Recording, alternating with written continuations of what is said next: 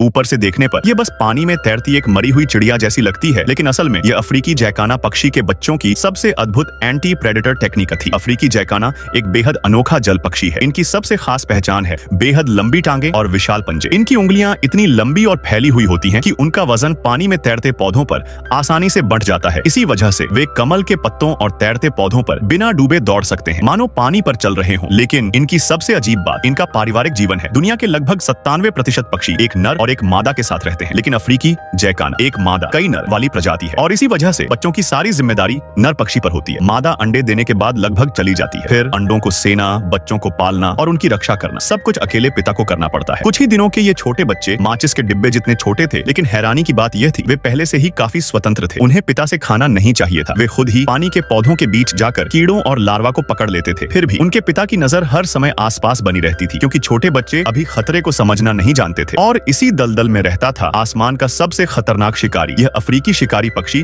अपनी खास दृष्टि से पानी की चमक के आर पार भी शिकार की हलचल देख सकता था। अगर उसकी नजर इन छोटे बच्चों पर पड़ जाती तो उनका बचना लगभग असंभव था। सामान्य स्थिति में पिता जैकाना अपने बच्चों को पंखों में छिपाकर सुरक्षित जगह ले जाता, लेकिन आज बच्चे बहुत ज्यादा फैल चुके थे, इसलिए उसने तुरंत एक खास चेतावनी आवाज निकाली। और तभी अविश्वसनीय चीज हुई।